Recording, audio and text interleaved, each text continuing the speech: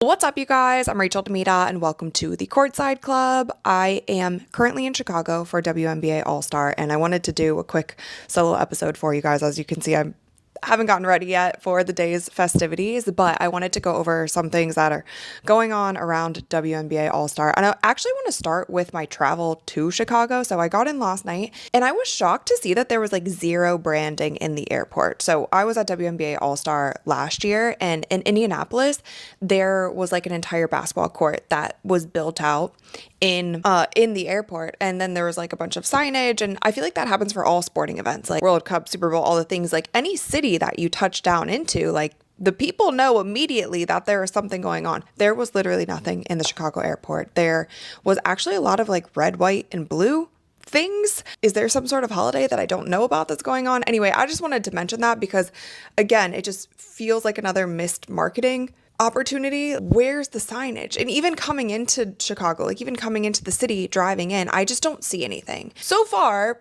there's not much here for WNBA All-Star. Now, while I'm here this trip, I'm actually interviewing one of the All-Stars later on today, doing a quick interview with her, so that should be fun. I will be going to the Friday night and Saturday night events and then doing a couple other events. So probably after this weekend, I'll give you guys a little recap of what I did in the city. And then after this, I'm actually going to MLS All-Star for a day as well. But I wanted to share with you guys another update about the three-point contest, because we talked about this in a recent video, and we talked about how Kayla McBride, Caitlin Clark, and Sabrina, it was originally reported that they declined to enter the three-point contest. And then Sabrina actually commented under that post and she said lies. And then when she was asked about it, she said that she didn't get an official invite to be in the three-point contest. Now, there was more that came out about this. Sabrina said, "I can't decline an offer I never officially got invited to." And then a WNBA spokesperson said, "Our general process is to reach out to agents to determine a player's interest, and some accept and some decline." So again, you guys, like, it shouldn't just be like that. You should roll out the red carpet for the players that you want to be in the three-point contest. And Sabrina should be one of them. Like, she is such a staple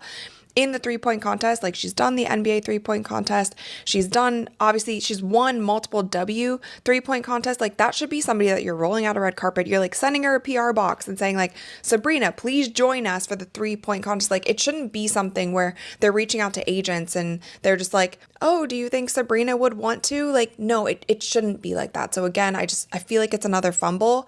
I haven't heard yet about Caitlin, like if they officially asked her to be in, if it was the same kind of thing, like they reached out to her agent, and I don't know if it was kind of like a somewhat ask. I don't know. I haven't heard about Caitlin, but I did also hear from Kayla McBride. So this is what Kayla McBride said. She said, "Also, for those that are so concerned, I received a half-ass invite to the three-point contest through my agent in a text randomly 48 hours ago. So not officially. So posting things like 'I'm afraid of shooting smoke' is weird. And if you didn't hear it from me, probably shouldn't believe it. We should focus on the great shooters in it already, because there's some killers in there. Good luck to all those participating. And when y'all start doing shooting contests coming off pin downs, hit me." So again, Kayla McBride kind of said the same thing, like her agent texted her, and it seems to be that sort of thing with the WNBA. Like, they're not sending official invites to these players who actually deserve them. And another thing with Caitlin, like they did this whole thing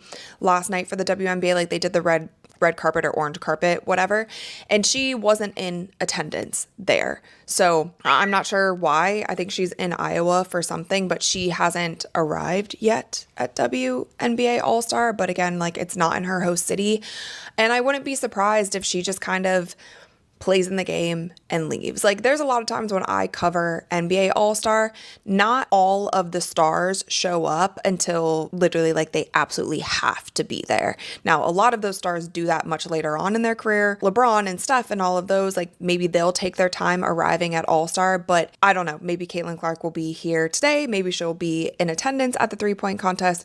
We just don't know. But again, kind of speaking on W leadership, and not marketing their league properly. And unfortunately, we have to continue talking about that conversation because it does need to be better. So there was actually a report that came out today that says that the 2026 season will be Kathy's last season. Alexa Philippou said conversations with more than 20 stakeholders in and around the WNBA offer a general belief that for as much business growth as Kathy Engelbert has overseen, she's not the right person to navigate the demands of the league, the demands that the league currently faces, and what its stakeholders now need.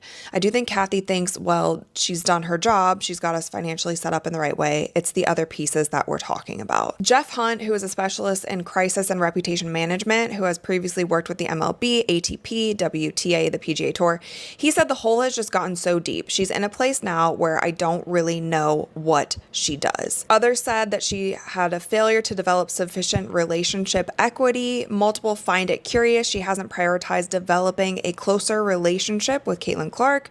Reactive approach to emerging crises, I don't know, you guys know what I'm trying to say, that are impacting WNBA's optics and brand in problematic style and approach. So it probably will be. It probably will be Kathy's last season. And we've talked about this in previous episodes, and we also talked about this during the whole like CBA thing. It was a disaster. And Kathy has done a lot of incredible things for the WNBA and a lot of things that I personally have heard that have gone on behind the scenes that we actually don't see publicly. Like she's done a lot to make sure that this league stays afloat. But again, it seems like it's more from the business side and not so much the relationships that she builds with players. And there have constantly been more and more players coming out and saying that they don't have a relationship with her and she's not doing great and things need to be better. And I do think that there has been just like so many fires across the WNBA that haven't been put out quickly enough. Like the PR hasn't been great. The marketing hasn't been great. Like we talked about so much of it. I don't want to focus on those kinds of things, but a lot of times, you guys, the problems within the WNBA actually overshadow the basketball and the sport of it. And that's not a good thing. That's not a good thing for literally any league. It has to be better. So if that means that it's an overhaul of everyone who runs the WNBA, so be it. It has to be better, or this league is never going to get out of the hole that they're in, again, when all of the media is surrounding everything but basketball. And that's the problem that I have with it. Like, I want to enjoy the basketball. I want to talk about positive things, support the players, have fun with the game. And that's what the fans want too. It has been a reality show. You guys are aware of it. There's just been a lot. So that came out today. I thought that was very interesting. So we will just have to see. I'm also very interested to see like what happens at this WNBA All-Star, because I feel like 2024 was such a huge W All-Star. Even like the viewership was, I still think that's the highest viewed WNBA game since the 90s was that 2024 All-Star game. It feels like there's not as much hype around this weekend, or not as much, again, like marketing, all the things. So I am interested to see just how the weekend goes. The Stud Buds are doing their live stream. They have already started that. Like I'm seeing those clips all over my feed. There seems to be a lot of events going on in the city. So again, I'll do a recap for you guys after this weekend. Also, last little thing, I have seen the article from USA Today about Caitlin. Like guys, at this point, I just can't even give light to it. It's just crazy. And it continues to happen. I don't know when it's going to stop happening. I don't know. Maybe if there's new leadership in the W, maybe if, I don't know, some of these media outlets kind of do a revamp of even who they're hiring, things will get better. But this is something that just continues to happen. I don't understand it. I'm not going to touch on it. I'm not going to bring any more light to it. It's horrible. It's awful. Just ignore it. Ignore it. So that's all I have to say on that, but I'm going to keep this video super short and sweet. I do have to get ready for the things ahead today. Let me know all your thoughts in the comments below. Thumbs up this video if you enjoyed it. Click that little subscribe button because we upload new videos every single week. With that, you guys, I'll see you next time. Ooh, Anna.